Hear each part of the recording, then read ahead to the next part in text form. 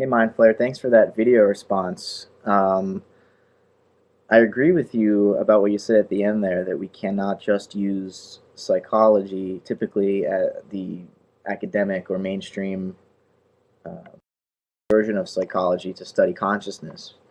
Um, because really, probably one of the biggest, most well-funded um, fields of psychology right now is behaviorism.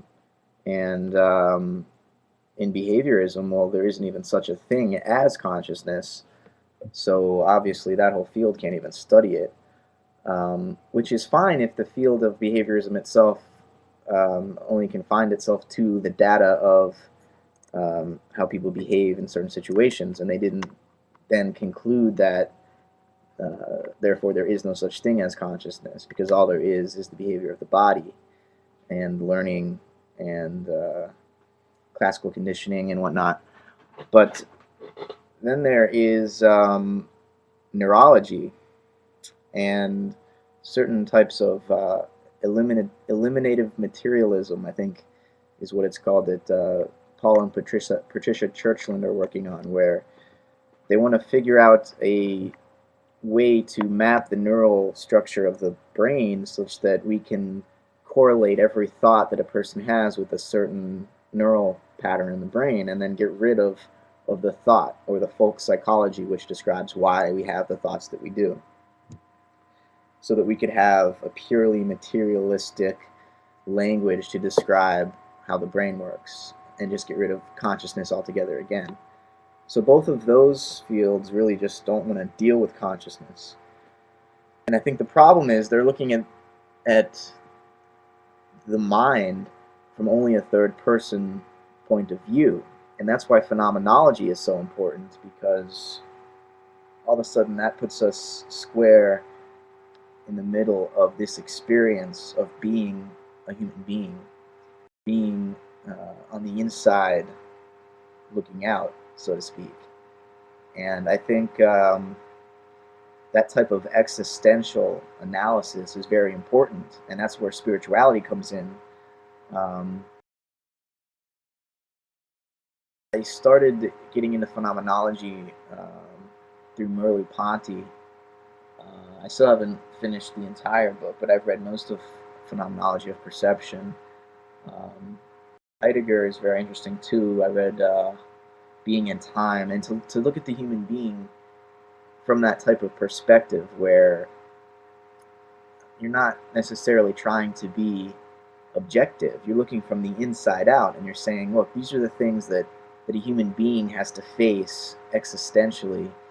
You know, they're always facing death, and we can't say anything for sure about death. And that whole situation that the psyche is placed in forces us to live in certain ways. We can never have total knowledge, or we can never plan completely what we're going to do tomorrow, because somewhere between now and then, well, I could be seriously injured. I could die. I'm a mortal being. I exist. I'm alive. And, this is all part of what consciousness is about. Because as soon as my first person experience is gone, I am no longer alive. And I mean, you get into some gray fuzzy area when you talk about cases like Terry Schiavo, where the outward expression of consciousness isn't there, but who knows what's going on inside. Um, but I tend to think that the way we are conscious in the world, the way we think, the way we imagine, it's not as though there's some disembodied mind. And it's not as though consciousness floats atop the brain, or is any magical substance that's ontologically apart from the physical world. I think consciousness is a byproduct of all of this interacting together. My brain, my body, the world, language, all of these elements come together to create consciousness. So instead of consciousness being just an emergent property of the brain, it's actually an emergent property of existence, and it's the ground of being itself. So, the problem with a lot of scientific approaches to consciousness is that they start from the very beginning assuming that there is only an exterior surface. Uh, there are only exterior surfaces in the world, and that there are no interiors. Um, no consciousness. There's only exterior surface, the objects, and subjectivity therefore becomes some kind of not an epiphenomenon, then this illusory phenomenon that's not really there. It's not substantial. It doesn't need to be considered and studied in depth and understood. All we have to do is understand the way the neurons work, which a lot of people think that we know somehow empirically that it's been proven that consciousness is created by the brain. We don't know that.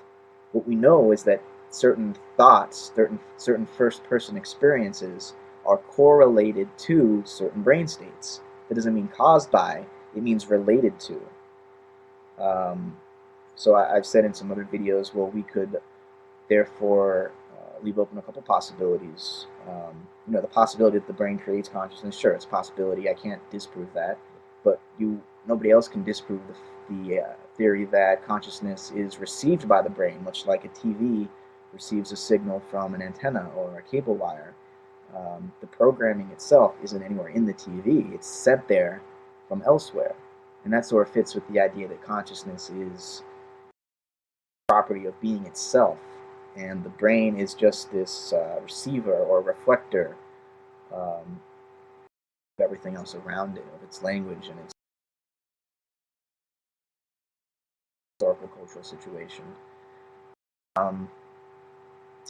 But I think phenomenology will play a big part in the study of consciousness. I also think there's a convergence between Buddhism and scientific.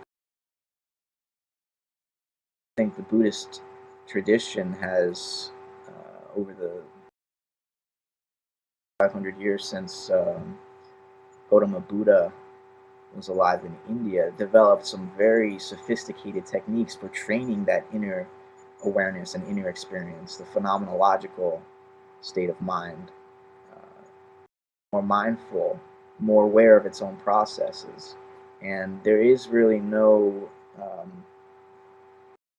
corollary to that in Western science, because Western science has always focused on the exterior surfaces, the outside world, never on the inside world.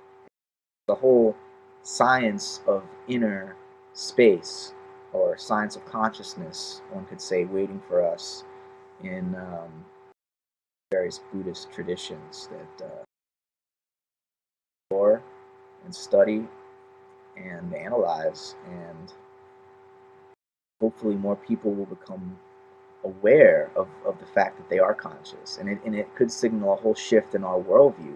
Instead of being so materialistic, all of a sudden we can see that the real power, the real ability to